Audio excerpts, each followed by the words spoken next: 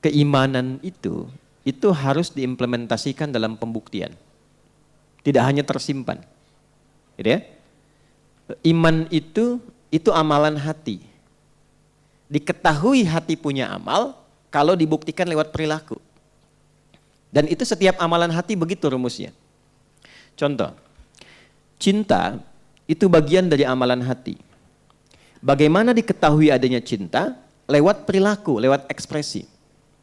Ayah dan ibu cinta pada anak. Dari mana tahunya ayah dan ibu cinta dan sayang kepada anaknya? Ketika ayah dan ibu mengeluarkan ekspresinya. Merawat, menyayangi, memeluk, memberikan kebutuhan, mengarahkan pada yang baik-baik. Itu cinta namanya. Jelas? Demikian suami, istri, dan seterusnya. Anak ke orang tua, demikian. Nah, iman itu amalan hati yang paling tinggi. Dan itu sudah sepakat bahkan dalam konteks kehidupan kemanusiaan. Dan dihargai sebagai hak yang pertama itu. Menjadi hak, keimanan itu hak pertama. Implementasinya dalam beragama. Di kita alhamdulillah masuk di pasal 29 ayat 2. Ya kan? Negara menjamin kemerdekaan tiap-tiap penduduk untuk memeluk agamanya masing-masing dan beribadah menurut agama dan kepercayaannya itu. Ya, kepercayaan itu iman di situ. Dan itu dibawa ke semua bagian dari ranah kehidupan berbangsa bernegara. Ya, di Undang-Undang Sisdiknas misalnya, ya nomor 20 tahun 2003 itu di pembukaan, di bagian yang kedua itu Undang-Undang Dasar tahun 1945, ya.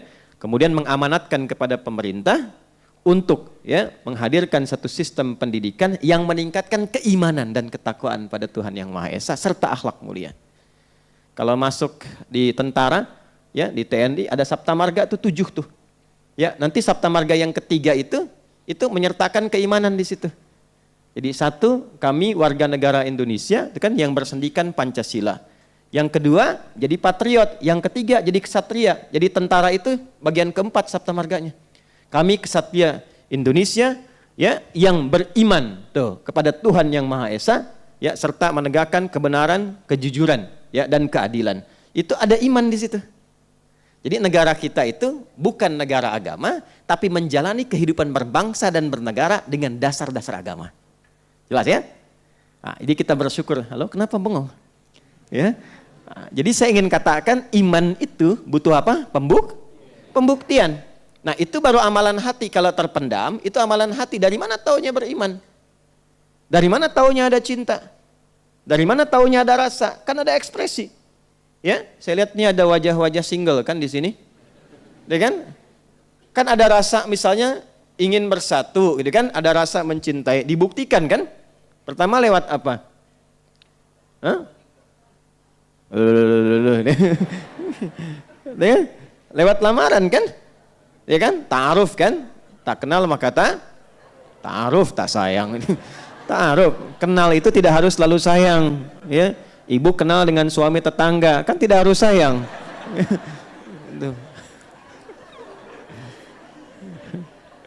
Semoga Allah ampuni dosa kita. Ya.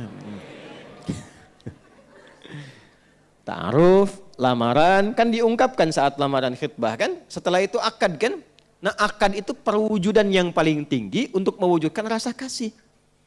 Kan setelah lita'arafu, baru kemudian wa'atun nisa as-sadaqatihinna nihla, baru kemudian akad kan? Kan Quran surah 49 ayat 13, pindah ke Quran surah 4 ayat 4, pindah Quran surah 30 ayat 21 kan? Ke pernikahan. Nah ungkapan ekspresinya itu lewat akad dalam nikah. Makanya sering sekali saya tekankan, kalau ada anak muda datang kepada anak ibu hanya mengatakan, aku mencintai putra ibu, gak usah dengarkan, abaikan aja. Ya, nasihati dia, nak, buktikan cintamu pada putri ibu ya dengan menuliskan nama kalian berdua di pernikahan kalian, di buku nikah kalian berdua. Itu aja. Maharnya Quran. Namamu siapa? Yusuf. Apalin surat Yusuf nanti. Tapi panggilan sehari-hari kulhu kobu. Nah iman begitu. Seseorang dikatakan beriman, yakin, ya, meyakini kebenaran yang ada dalam Al-Quran. Kembali ke surah An-Naba. Kapan dikatakan dia beriman? Bukan sekedar cuma yakin, saya yakin Quran benar.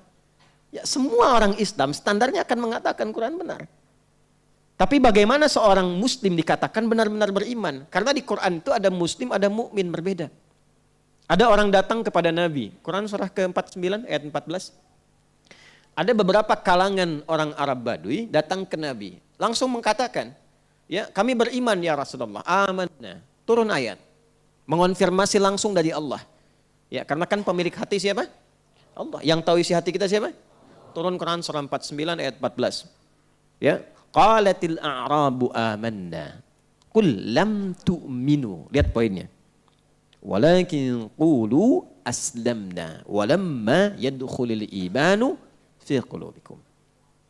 Sementara sebagian kalangan orang Arab Badui datang mengatakan kepada Nabi Muhammad SAW, kami telah beriman. Kata Allah, tunggu dulu. Katakan pada mereka, kalian baru berislam. Apa syarat Islam pertama? Syahadat kan? Asyhadu an la ilaha illallah wa asyhadu anna Muhammadan. Itu diucapkan oleh apa? Lisan. Nah, yang diucapkan di lisan ini turun ke kolbu enggak? Gitu. Kalau turun ke kolbu, nanti ada pembuktian. Makanya nanti Allah turunkan perintah-perintah dan larangan-larangan untuk membuktikan sudah ada iman atau belum. Untuk diekspresikan lewat bagian tubuh kita. Nah, itu pembuktiannya lewat amal. Amal yang didorong oleh iman itu yang disebut dengan amal soleh. Karena itu setiap perbuatan kita diatur, didorong oleh iman, dibuktikan. Maka turunlah kemudian perintah-perintah Allah yang disebut dengan ibadah itu. Ibadah itu sejatinya untuk menguji kita tuh punya iman atau enggak. Katanya beriman. Pembuktiannya apa? Maka turun ibadah. Nah, apa ibadah yang terkait dengan pembenaran Quran yang tadi kita tuliskan pada bagian yang pertama? Ya, meyakini kebenaran Al-Quran. Bagaimana prakteknya? Maka pembuktiannya dengan mengamalkan apa yang terkandung dalam Al-Quran itu sesuai dengan kemampuan kita selama berkehidupan. Karena itu oleh Allah Quran tidak hanya disebut sebagai bacaan, tapi disebut sebagai pedoman hidup. Nah, pedoman hidup. Dalam bahasa Arab, bahkan bahasa Al-Quran disebut dengan hudan namanya. Tuh. Jelas? Ya, Quran surah kedua ayat 185. Syahru Ramadhan alladzi unzila fihil Quran. Hudan. Tuh. Jadi desain Al-Quran itu bukan sekedar bacaan. Dibaca itu untuk memahami isinya. Bagaimana orang tahu isi kalau tidak bisa baca? Jadi baca itu adalah gerbang untuk mengetahui isinya. Dengan tahu, dipahami, diamalkan. Itu konsep dasarnya. Jadi ketika dikatakan pada bagian pertama perintah Al-Quran, kan? Tadi satu ya, perintah Al-Quran untuk meyakini seluruh kebenaran yang terkandung dalam Al-Quran. Nah, garis bawahi kata meyakini di situ. Iman meyakini pada Quran bukan sekedar yakin Quran itu benar, tapi butuh pembuktian. Pembuktiannya adalah dengan cara mencoba membaca, memahami pedoman Al-Quran ini dan mempraktekkan sesuai dengan kemampuan kita dan maslahat hidup kita selama kita berkehidupan. Itu dasarnya.